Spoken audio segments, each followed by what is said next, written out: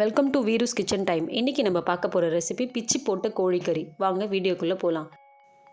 அதுக்கு நான் ஒரு 1/2 கிலோ சிக்கனை க்ளீன் பண்ணி வச்சுருக்கேன். இப்போ இந்த சிக்கனை வந்து நம்ம ஒரு பாத்திரத்தில் போட்டு வேக வச்சுக்கலாம். அதுக்கு ஒரு டம்ளர் தண்ணி சேர்த்துட்டு கொஞ்சமாக மஞ்சத்தூள், தேவையான அளவு உப்பு போட்டு ஒரு 10 மினிட்ஸ் வேக வச்சுக்கலாம். நீங்கள் வேணும்னா குக்கரில் கூட 2 இல்லைனா 3 விசில் விட்டு வேக வச்சுக்கலாம். இப்போ இந்த சிக்கன் வேகிற டைமில் நம்ம இதுக்கு தேவையான மசாலாவை ரெடி பண்ணிடலாம். ஒரு கடாயில் 1 டேபிள் ஸ்பூன் மிளகு, 1 டேபிள் ஸ்பூன் சீரகம்,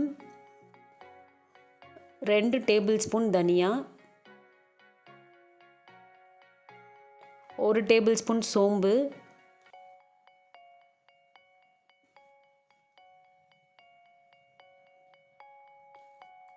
காரத்துக்கு ஒரு 5லேருந்து 6 காஞ்ச மிளகாய், ஒரு சின்ன துண்டு பட்டை,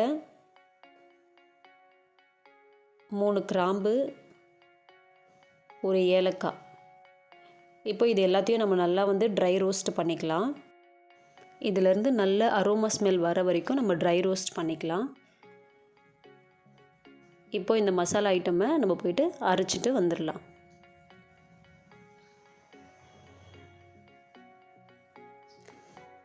இப்போ நான் இதை மிக்ஸி ஜாருக்கு மாற்றிடுறேன்.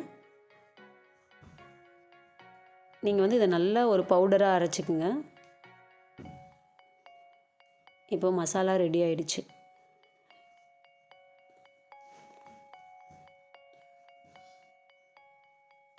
இப்போ நம்ம சிக்கன் வேக வச்சது நல்லா வெந்துட்டுருக்கோம். இப்போ பார்த்திங்கன்னா நல்லா வெந்துடுச்சு.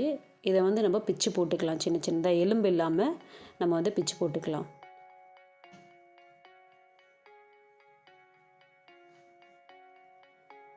சின்ன சின்ன பீஸாக நல்லா பிச்சு போட்டுக்கலாம். அப்போ தான் நல்லா டேஸ்டியாக ஜூஸியாக இருக்கும். நான் எல்லா சிக்கனையும் இப்போ பிச்சு போட்டுட்டேன். இப்போ நம்ம அதே கடாயில் 3 டேபிள் ஸ்பூன் எண்ணெய் ஊற்றிட்டு கொஞ்சமாக சோம்பு, 10லேருந்து 15 சின்ன வெங்காயத்தை நான் பொடியாக நறுக்கி வச்சுருக்கேன். அதையும் இதில் நம்ம ஆட் பண்ணி நல்லா வதக்கலாம். இந்த வெங்காயம் நல்லா வதங்கணும். அது வரைக்கும் நம்ம வதக்கிட்டு இருக்கலாம்.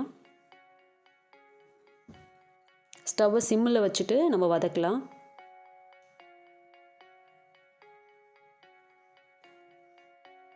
ஒரு டேபிள் ஸ்பூன் நம்ம இஞ்சி பூண்டு பேஸ்ட்டு சேர்த்துக்கணும். இஞ்சி பூண்டோட பச்சை ஸ்மெல் போகிற வரைக்கும் நம்ம நல்லா அதையும் வதக்கிட்டு ஒரு நல்ல பழுத்த தக்காளியை கட் பண்ணி நான் ஆட் பண்ணியிருக்கேன். இதையும் நல்லா வதக்கிட்டு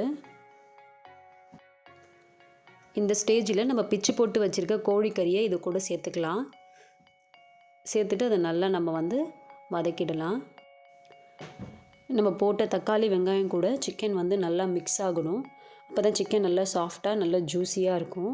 ஸோ இதை நல்லா வதக்கிக்கலாம். இப்போ இது கூடவே நம்ம அரைச்சி வச்ச மசாலாவை 1.5 டேபிள் ஸ்பூன் ஆட் பண்ணிக்கலாம்.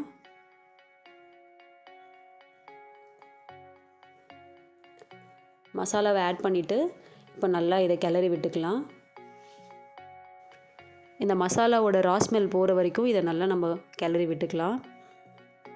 இது கூடவே நம்ம சிக்கனை வேக வச்ச தண்ணியை ஆட் பண்ணிக்கலாம்.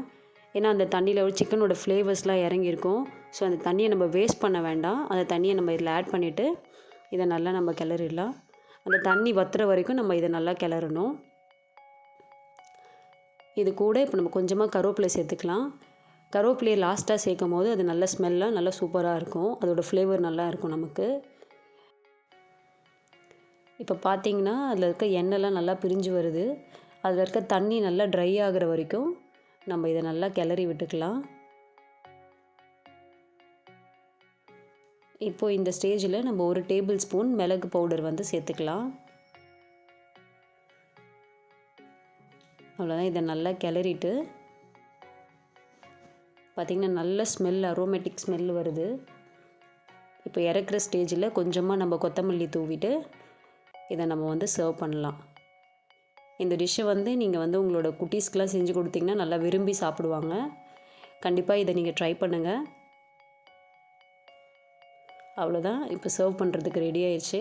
நம்மளோட பிச்சு போட்ட கோழிக்கறி ரெடி. இந்த டிஷ் உங்களுக்கு கண்டிப்பாக பிடிக்கும்னு நினைக்கிறேன். ஸோ மறக்காமல் ட்ரை பண்ணுங்கள். நம்ம நெக்ஸ்ட் வீடியோவில் மீட் பண்ணலாம். தேங்க்யூ.